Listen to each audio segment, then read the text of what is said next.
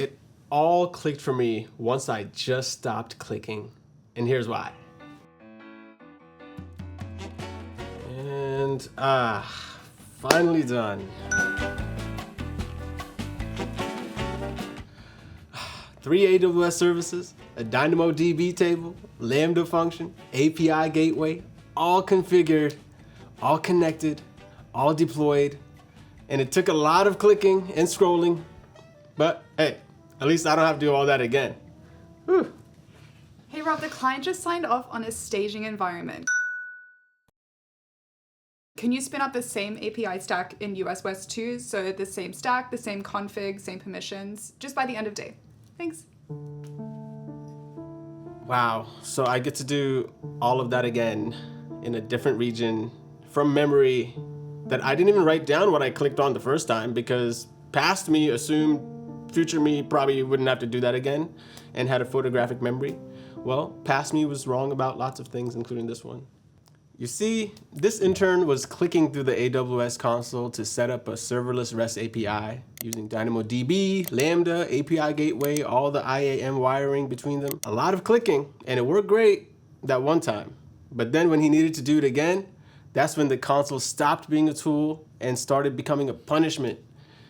But then he learned infrastructure as code, and that's when it clicked. Side note on the clicking thing. In the industry, it's called ClickOps. The more you know. Back to the show.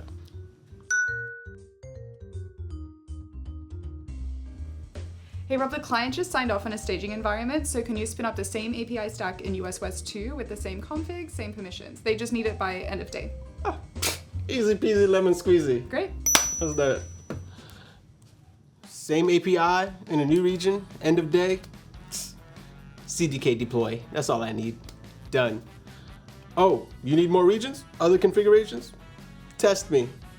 I'm deploying to places that don't even exist yet. Just kidding. I deploy everywhere. Mr. International, yeah. Infrastructure as code, let's get it. All right, the intern is more productive now and a little bit too excited, but that's okay. Because in this video, you're going to learn infrastructure as code so that you can deploy your cloud setup with one command. Replicate it across regions, roll back when something breaks, because something will break eventually, and tear it all down so AWS doesn't send you a surprise love letter at the end of the month. Once you know this, you're not just the person who builds the API, you're the person everyone slacks when something goes wrong, which sounds like a curse, but on a resume, it looks like a promotion. So here's what we're building so you have the map. A serverless REST API, 3 AWS services, each doing one job. API gateway receives HTTP requests and routes them to your Lambda function. It's the front door to your app. Lambda runs your Python code without you managing a server, aka serverless. You pay per request, not per hour, and DynamoDB stores your data, which is a NoSQL database that scales without you configuring capacity. You'll deploy each piece one at a time, verify it works, and then add the next. You'll have a working CRUD API you can hit from your terminal, and you can use the blog linked in the description to find out all the commands I run so that you can reuse those commands and the code that I use so that you can follow along. I'm going to build that API through the console, every step, every click, not because I want you to do it this way, but because I want you to feel the pain that I'm feeling before we fix it. I'm also going to be putting a click counter in the corner somewhere so that we can watch my dignity decrease in real time. I'm in my AWS console. I'm gonna go search DynamoDB.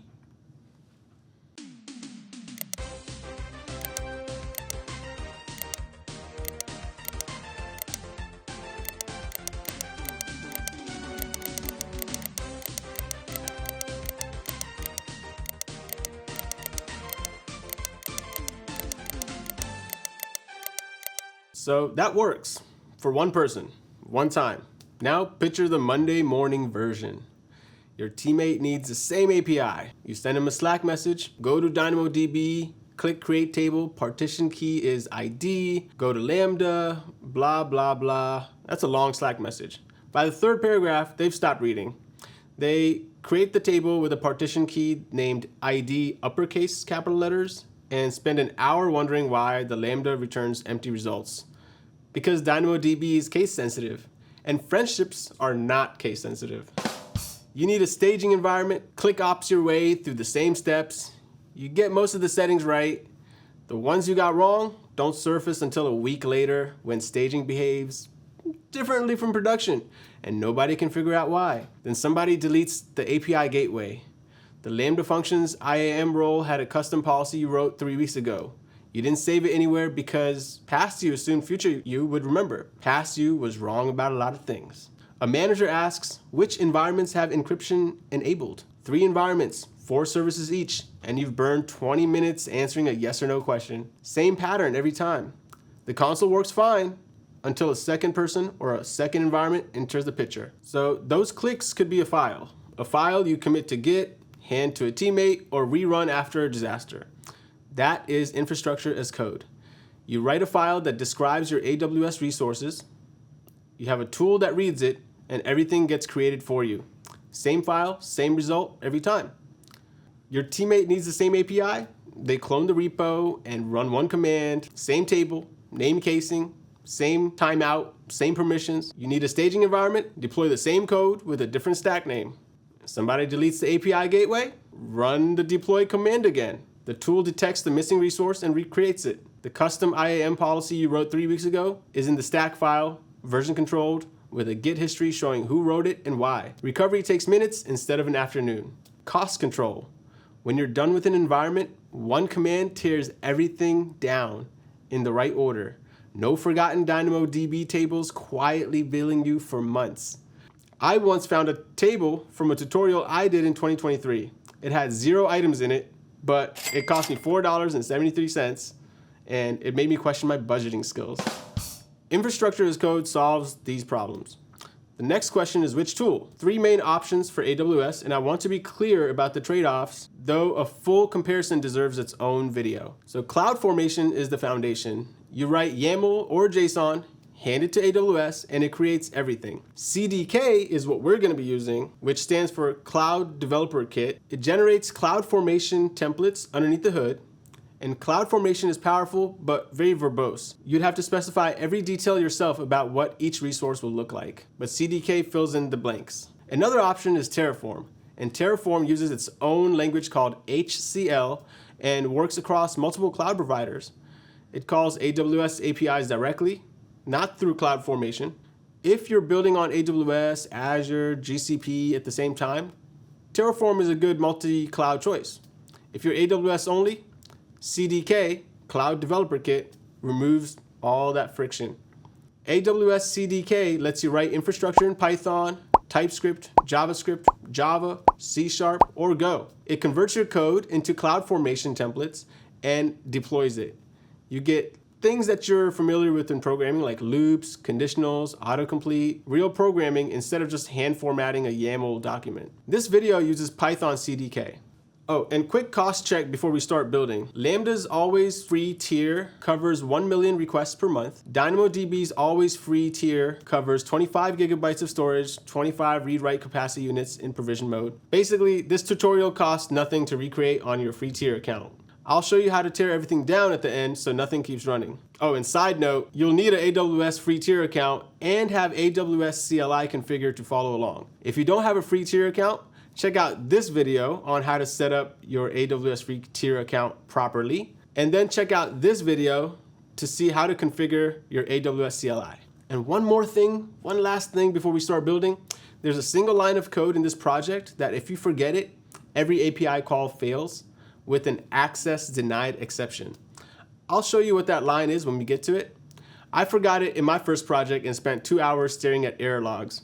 2 hours. I could have learned how to juggle in that time, or anything. Would have been more productive, that's for sure. Time to set up the project. Let's get started.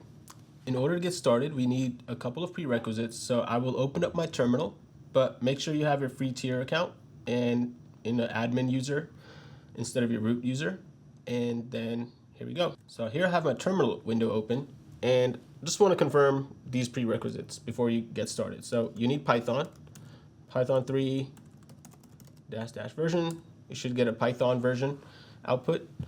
Another thing we need is we want to make sure we have Node. because node is what's going to allow us to install the npm package for the Cloud Developer Kit in a future step.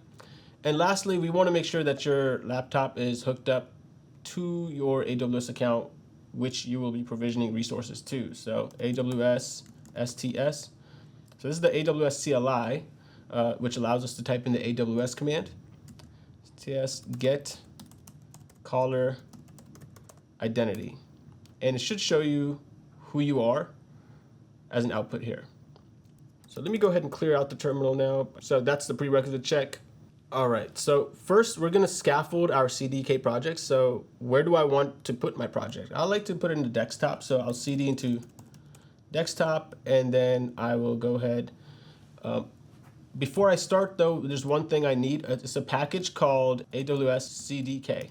Type in npm install-g AWS CDK.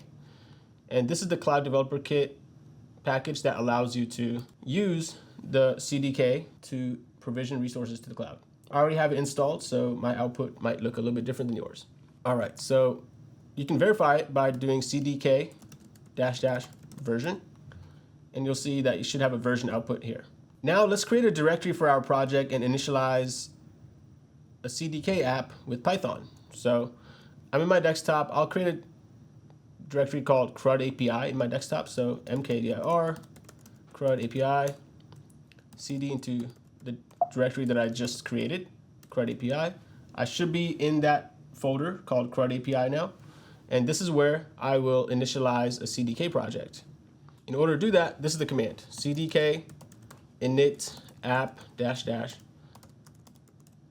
language Python. And now it's creating all of the boilerplate file structure and boilerplate code and configuration requirements that's needed for us to get started. Let's see what that looks like. And in order to actually see what it looks like, I like to be in an IDE. My preferred IDE is Kiro, so I'll just open this folder up in Kiro. All right, here you should see my Kiro IDE. I'll just click Open Project to the most recent one, CRUD API. Perfect. Now, you'll see a lot of files and folders. It should look like this for you. You should have a test folder. You should have a CRUD API folder. So another folder that's named the same as your parent folder name. So this is the base boilerplate where we're going to be working off of. CDK generated a project structure for us. Now let's activate the virtual environment in Python and install the dependencies. And instead of using this terminal that I was using before, I'll just use the terminal that's also here in Kiro. So terminal, new terminal, and I'll just work from here. Cool. So in this terminal, I will type in source. I'll type in this command to activate the virtual environment. And then I will install all the requirements that come in this requirements.txt file. So it comes with these requirements, these Python packages that it's going to install into my virtual environment. I'll use pip.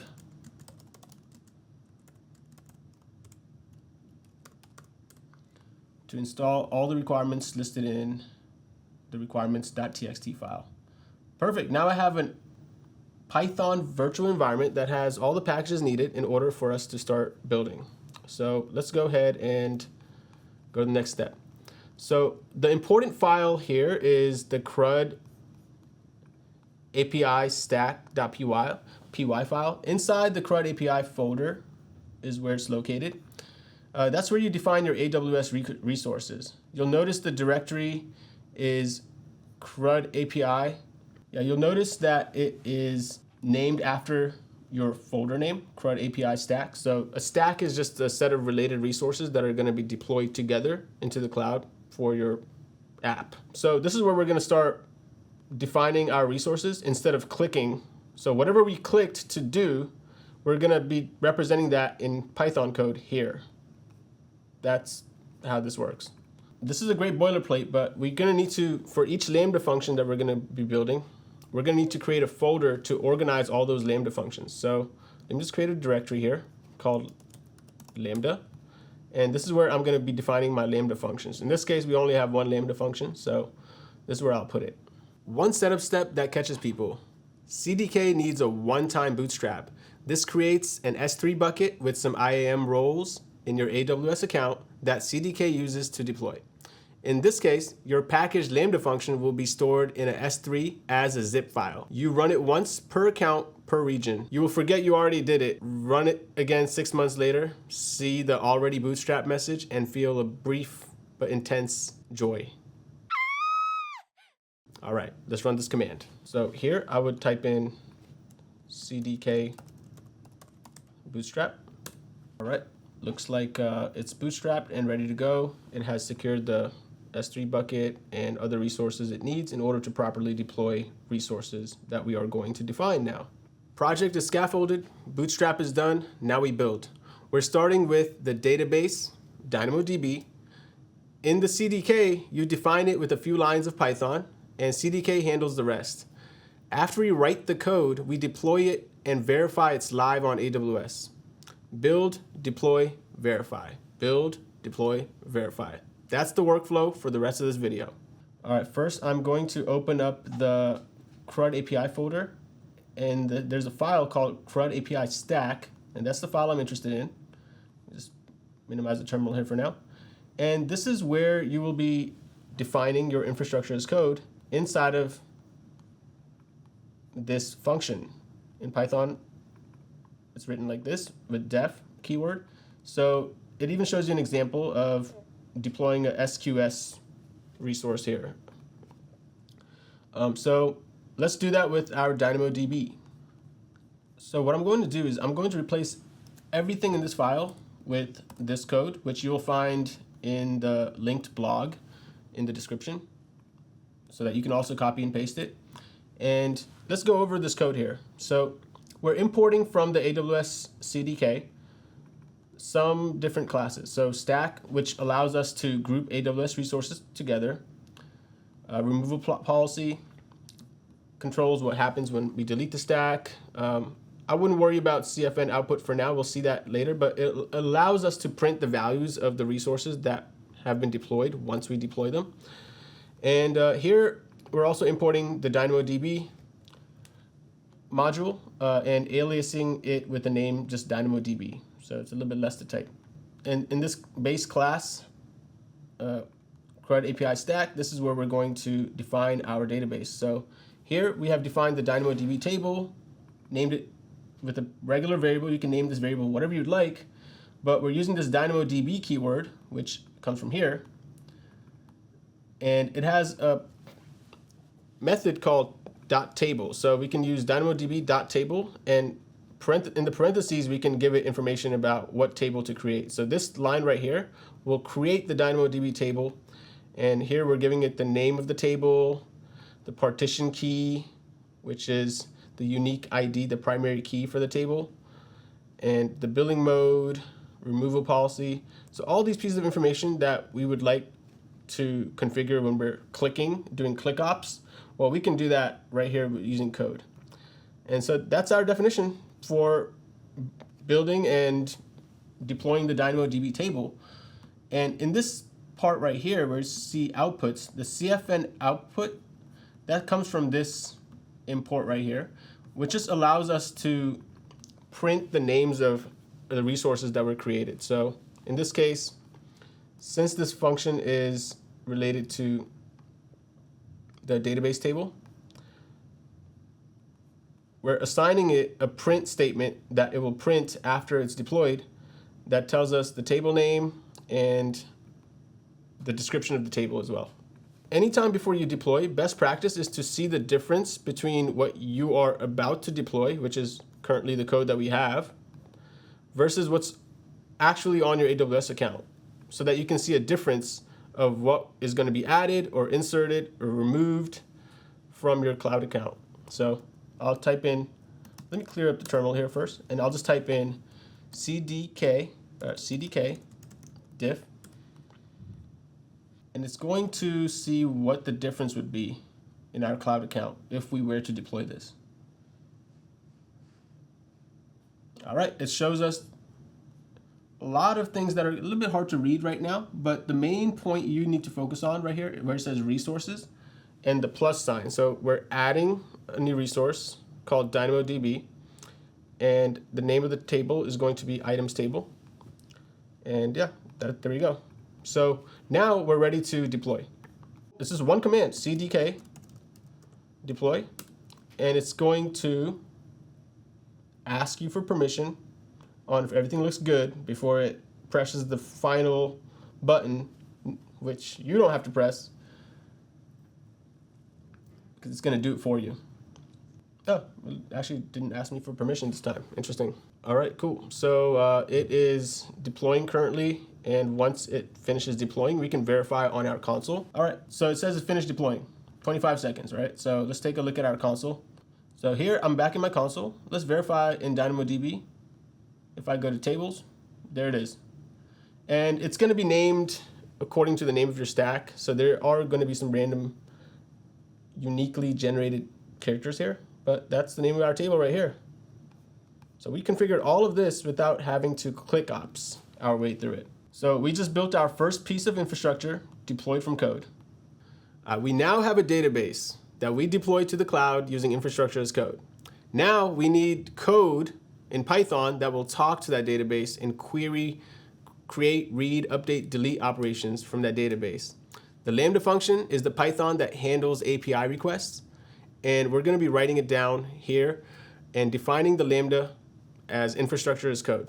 So now let's go ahead and create the Lambda function, and that's going to be in our folder called Lambda. So in Lambda, I'm going to do a new file, index.py. And I will go ahead and paste in some code already that I have ready. Once again, you can find all of this code in the blog linked in the description below. So here, it's just a Python script for a Lambda function that's going to import the necessary packages so that it can communicate with DynamoDB properly, such as generating a unique ID and reading from environment variables what the table name is. In this case, it was the items table. You don't want to hard code your table name, because what if you want to reuse this Lambda function for other DynamoDB tables and you want it to dynamically understand which table you're working with, right? So Botto3 is going to be a package that allows us to programmatically talk to different resources in Python.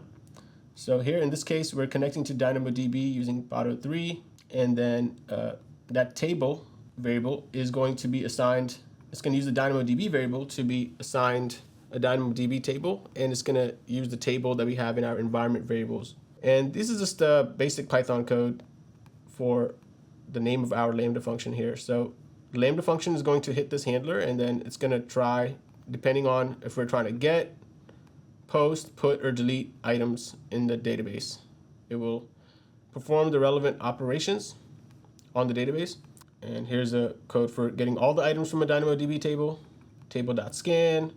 Right, so basically we have all of our CRUD operations written out in Python here.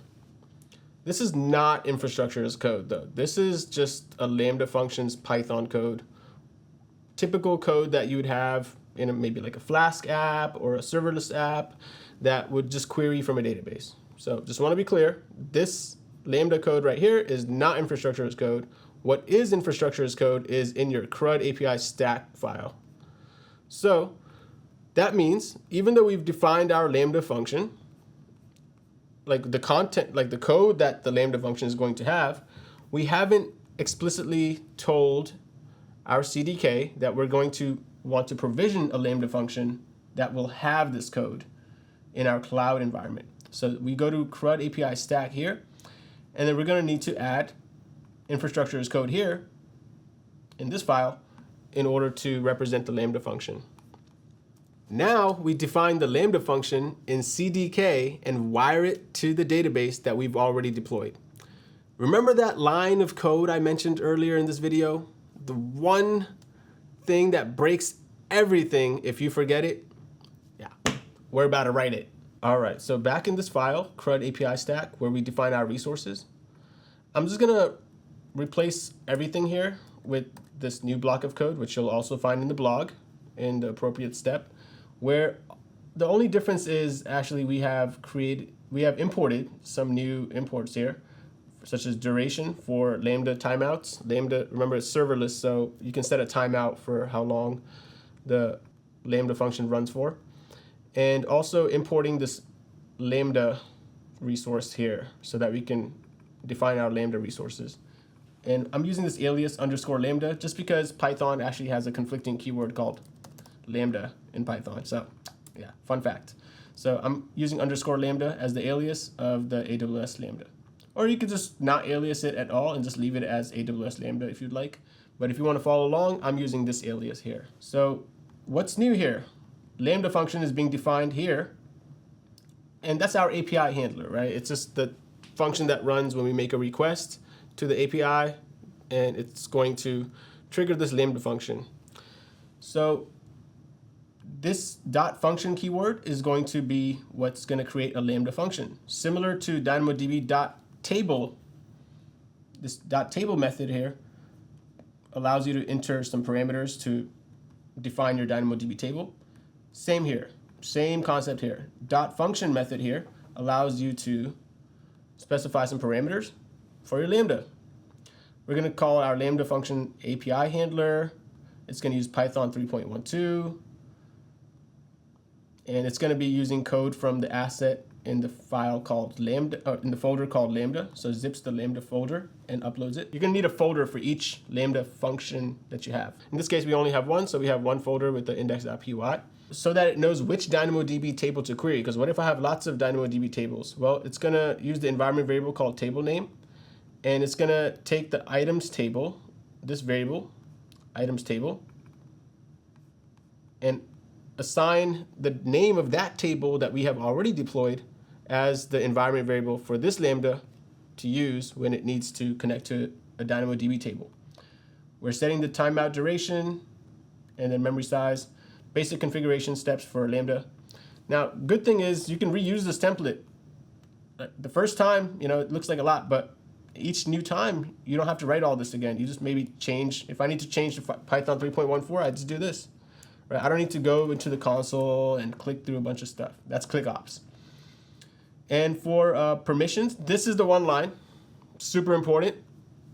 This is the one line, super important. Items table dot grant read write data to the API handler. What does that mean? So this DynamoDB table, which has the variable name items table, I'm going to go here. It's going to be very strict as to what services can query data from it. So by default, it doesn't allow any services to query data from it. Security is day zero. And in this case, we're allowing it to grant the permission to our API handler. Now, what is API handler? It's this variable. What is this variable? This variable represents our Lambda function that we are going to be creating. So we're letting the DynamoDB table know that it can grant read and write data access to our API handler. Now, this grant read write data, that's a built-in method that comes with the CDK so that you can add permissions for one service to allow access from another service. So then in our outputs, stays the same here. Make sure your file is saved. And let's go. I'm going to clear out my terminal here. And I'm going to type in CDK diff so that I can see the difference between what I'm proposing to deploy to the cloud, basically the difference in this file versus what's actually in my cloud environment. So there should be a difference in the fact that there is no Lambda function actually in my cloud environment. Let's see. All right, there we go. It's giving us some information here. Let's take a look at this information right here. So for the CRUD API stack, if I were to deploy this, it would be creating a couple new things here. Updating the role for the Lambda so that it can access the DynamoDB. Also, in terms of resources, it's adding a new role and a new policy. So for the Lambda, it would be adding a new role and policy. That Lambda would also have the policy, meaning the permissions to talk to DynamoDB and create data into it or query data from it. We're also going to be adding a new resource which is a Lambda function called API handler. That's the function that we defined. And by default, when you create a Lambda function, it also creates a log group for CloudWatch so that you can monitor the status of your Lambdas. Okay, cool. Now let's go ahead and deploy.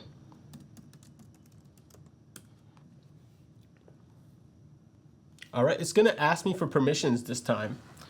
Require approval is enabled, and stack includes security sensitive updates. Now, why is that? Well, because it's security sensitive because I'm allowing one service, the Lambda, to access another service's data and like to communicate with another service. So that's a change in security policy.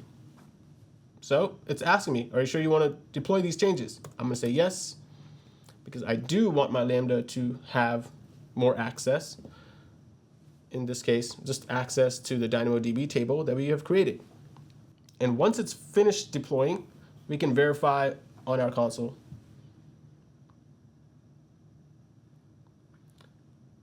All right, looks like everything is deployed here so far. Let's double check and verify. So I'm back in the console, and I'll just search Lambda.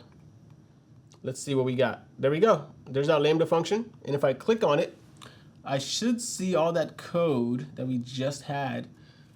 There we go. Here's all that code. And it configures the environment variable for this Lambda. You can see that here in the configuration for environment variables, table name. That's where if I go back to the terminal, you can see, yeah, we created an environment variable called table name. That's going to be assigned to the name of the table of our DynamoDB table. In this case, that's the name of the table. Cool. So we were able to do that with just a couple lines of code. 2 resources deployed. The database and the function are wired together with the right permissions so that they can communicate with one another. And now we got one more piece to go. The API gateway for us to actually access this whole application. API gateway receives HTTP requests from the internet and forwards them to your Lambda function. After this deploy, you will have a live URL to that API that you can hit from your terminal so that you can actually modify the data that's in your database. Here I am in the CRUD API stack.py file, and we're gonna need one more resource. Just like we had Lambda function was our most previous resource, we're gonna need another one right here. What I'm going to do is I'm going to replace all the existing code with the updated code so that we can see the difference here. All right, so I've replaced everything that we just had with this new code, which you'll also find in the blog in the corresponding step. And the new things that were added here are some imports here. AWS API Gateway, that's the import, and we're just aliasing it as API GW for short. Here, nothing has changed, but here you'll see a new resource. So we're creating a variable called API, name it anything you want, but it's using this import alias API GW. Here you'll see this variable called API, which is equal to the API gateway resource dot REST API method call. So in this method call, similar to the method call here, like Lambda has a function dot function method call, or DynamoDB has a dot table method call. The method calls are where you specify the configuration parameters for the resource. In this case, for the table name, right? Things like that. So for Lambda function, we have this information. In this case, for REST API, we're telling it the name of our API is items API, and item service is the REST API name, and we're going to give it a description. And then the API gateway needs to forward all requests to our Lambda function as well. So if I make a curl request to http://API gateway URL/items, for example, it needs to know that there's a Lambda function in our cloud environment that it needs to call and invoke. So this is where we tell it that. We're creating a variable called items integration, and all it is doing right now is it's integrating the API gateway, which is this alias right here. So integrating from the API gateway to have a Lambda integration with our API handler. That's our Lambda function that we're integrating it with. So forward all requests to our Lambda function. That's what it's doing. And our Lambda function is called API handler. And now we have certain routes for our API. The base name in our URL. So if our URL is like http://blah.com/items, right? This /items, this first part of our path, that's what we're defining here, just so our URL has more organization. And then in this URL, we can make a get, post, put, or delete request. So that's all that is here. We're adding methods. So for this URL /items, we're adding a get and post method, but we're also adding a resource in the put and delete requests, because sometimes in your API, you want to tell it which specific item to update, or which specific item to get from the table, or which specific item to delete. So this ID resource right here, it'll hold the ID of the resource that you want to get by one, or update or delete. These are the built-in methods called add method. Where does single item come from? Single item is just the name of our API gateway resource that will have the /ID attached. So it would look like http:// blah, blah, blah, blah. That's our API gateway URL.com/items. That's where this comes from. That's one resource. And our other resource is /ID. So in this case, if I query item / maybe an ID of one item from our database, then it'll query our database for a primary key that has this particular ID to either update or delete it, or just to retrieve the information from it. So let's go here. In the outputs, you should see also this new line where we're going to specify the API gateway endpoint URL in our output once we deploy. So outputs are just the pieces of information that your CDK will display to you once you have finished deploying it on your terminal. So that's helpful because then we can just find out our API gateway URL right away after deploying, and then test and verify that it works. So let's go ahead and do that. Now, before we deploy, best practice is to do, well, first let me clear the screen and do CDK diff. And let me make the terminal bigger here so we can see the difference between our stack locally versus what's actually in the cloud. All right, here's some output here that we see. So what it's doing is it's going to allow the Lambda to be invoked by the API gateway. So some policy changes are happening.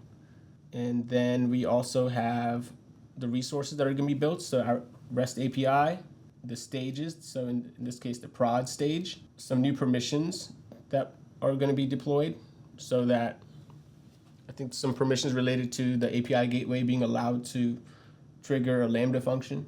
So those are the types of things that you'll see with CDK diff. Overall, in the outputs, you can also see that we're outputting more information now because we also want the API gateway URL shown. So now if I do CDK deploy, it's going to go ahead and deploy these resources. All right, it's asking me for permission to deploy these changes because this involves more security sensitive updates again, because we're modifying some IAM policies, in this case for the API gateway and the Lambda function, for them to be able to talk to each other. So I'll press Y. It looks like it's creating the API gateway. And once everything's done, we'll be ready to test it. All right, so the API is live. You can see your endpoint right here. You can click on either one of these, they're both the same. So copy, I'll just right click and copy. And we can actually make curl requests to this. So let's take a look. In order to start testing it to see if it actually works, I'll create some environment variable here just to set a variable to equal to this particular URL. So I'll type in API, I'm creating a variable called API URL in my shell environment to be equal to this URL. And now if I do echo URL, I should see that URL. Perfect. So it knows this variable to be equal to this URL that we have deployed. And now we can test it using a curl command. So first, our database is empty because we just created it. So let's go ahead and send a post request using this curl command, which you'll also find in the blog, linked in the description. So I'm sending a curl command with a post request to that API URL /items. Because remember, items is what we called one of our endpoint URL resources right here. So /items, that's where we can do the get and post request to get all items or to post an item into the database. Cool, so if I run this, What I'm doing is I'm passing it in JSON data that it would insert into the DynamoDB table. In this case, the item name is buy oat milk. Description is the fancy barista edition. Cool. So it looks like it successfully inserted it, and we can verify that. Let me insert another item here real quick. Let's do one for a basketball jersey.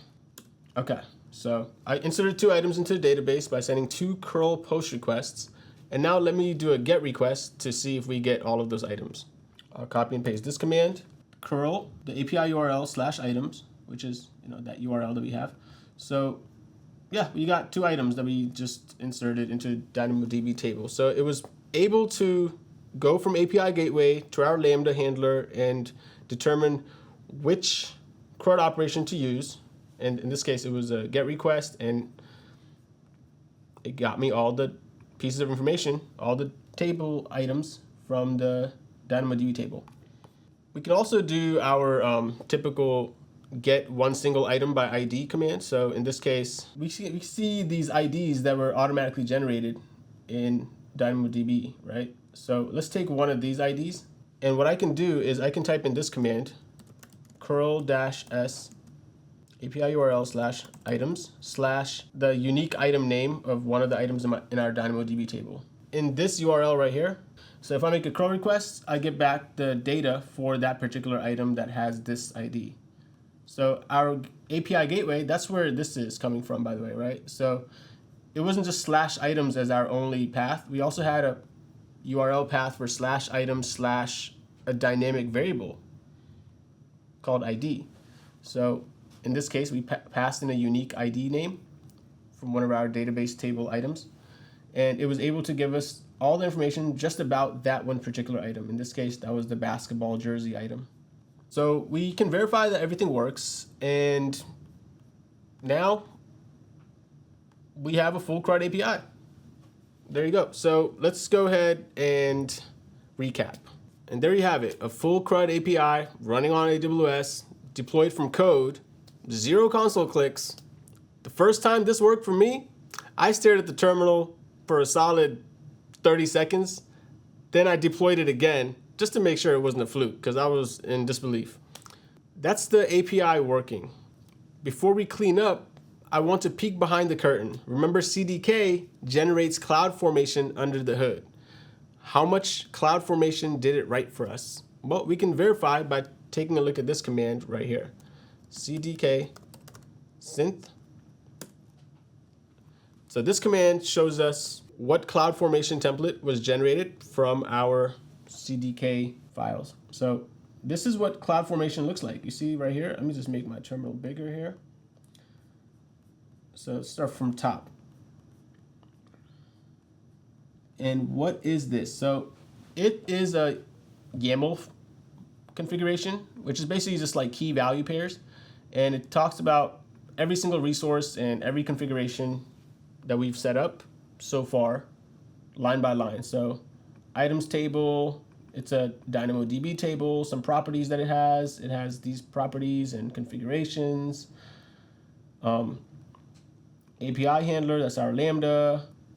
Well, this is actually our role for our Lambda. So this is the IAM policy role that allows the Lambda to have some permissions to be executed and invoked by certain entities. And also, in this case, we have the DynamoDB policy document. So it's a lot. It's a lot of information here, right? And you don't have to manually type and configure every single piece of information about every single resource in the cloud that you have deployed.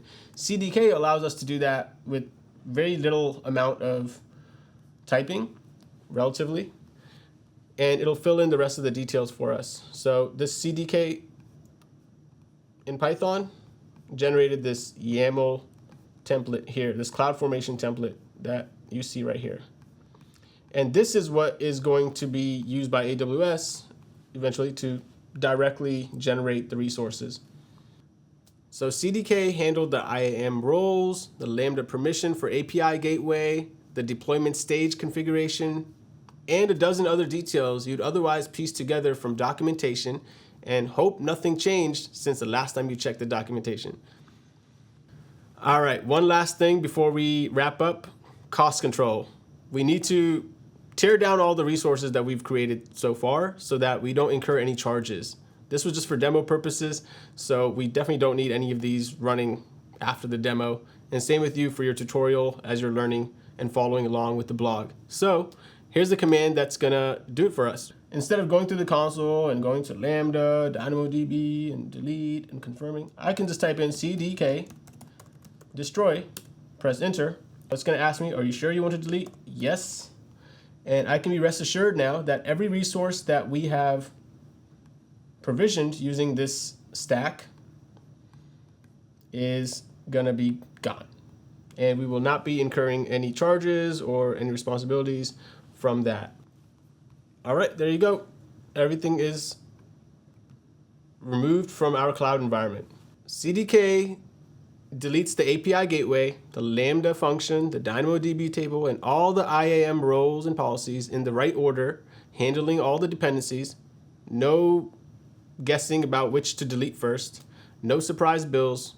No $4.73 worth of DynamoDB tables haunting you from 2023. But one thing to know, CDK destroy deletes everything. So in the case where if you feel like you made a bad change and you want to undo it without tearing down the whole stack, make sure you're you're using Git to version control your code so that you can do git revert on your last commit and run CDK deploy again after fixing whatever issues you were unsure of. CDK compares your code to what's deployed and rolls back the changes. Destroy is for when you're done.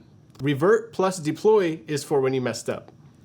And after the CDK destroy command finishes, I always do a quick check in the CloudFormation console to make sure the stack is gone. Takes 5 seconds and saves you from a surprise bill on next month's invoice. I could do that actually through the AWS CLI right here. So let me just show you how to do that. So the name of our stack is this, right? CRUD API stack. So I've just typed in this command, AWS CloudFormation describe stacks, stack name, CRUD API stack. So it's saying I need to specify a region. Okay, let's do that. I could do AWS configure and just go with everything here. Default region name. So in this case, US East 1. All right, so now that I did AWS configure here with the region, it needed that, I can run this command again. Yeah, that stack does not exist. So in this case, an error is a good thing. Error, that stack does not exist because we got rid of it. So we don't want it to exist. So yeah, good error to have. All right, so before we wrap up, I want to cover some common errors beginners usually encounter when doing infrastructure as code with CDK. So I want to save you some debugging time. 4 errors trip up most CDK beginners. I know because I've hit all 4. I've hit all 10, even though we're talking about 4. In my first project, some of them I've hit them multiple times. So we don't need to get into how many times I've hit these errors. Let's just talk about what you might see as an error. So one error you might see says this stack uses assets, so the toolkit stack must be deployed. If you see that, that just means you forgot to bootstrap. Run CDK bootstrap once and it goes away. This is the CDK equivalent of, did you try turning it off and on again? Next error is user is not authorized. Anytime you see something that says user is not authorized, that means your AWS CLI user doesn't have the permissions CDK needs. For a personal learning account, you can use administrator access. Never do this in production. I'm looking at you. You know who you are. Another error is unable to import module index. So in this case, your Lambda code isn't where the CDK expects it. Check that your Lambda folder has a file named exactly index.py, not handler.py, not mycode demo.py, not copy of index from tutorial.py, literally index.py, just like you saw in our folder structure. Last error that's really common is access denied exception. For example, DynamoDB put item access denied exception. Remember that line of code where we grant the read and write data to the Lambda function, the Lambda handler, to be able to write to DynamoDB? and read from it. If you forgot that step, this is what happens. So make sure you have that step in there. So that's the whole project. Started with an empty terminal, scaffolded a CDK project, deployed a DynamoDB table, and verified it was live. Wrote a Lambda function and deployed it with the right permissions. Added API gateway, deployed it, tested a full CRUD API from your terminal, and tore it all down with one command. And if someone asked us to provision that environment again, we just do CDK deploy. One command, easy peasy. So a couple things to note. In the age of AI, you can leverage your AI coding assistant. In my case, I'm using Kiro to help you write the functions and the CDK code, the infrastructure as code that you need by just describing to the agent in plain English what you want, and it'll actually generate the code needed for that. So you can play around with that so that you don't have to guess every single piece of variable names, import names, or method names from certain imports that you would need to use in order to accomplish certain things. You can just ask the AI and it'll generate the infrastructure as code for you, and you can review over that and deploy it that way. Another thing to note is each piece, I deployed it and verified on my own before adding the next piece. So notice I didn't deploy all of the infrastructure at once. I went step by step just so I knew that I was going the right direction. That's good for a beginner to do.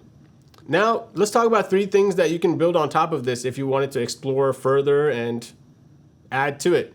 So you can add authentication with Amazon Cognito, so only logged in users can create, update, or delete items.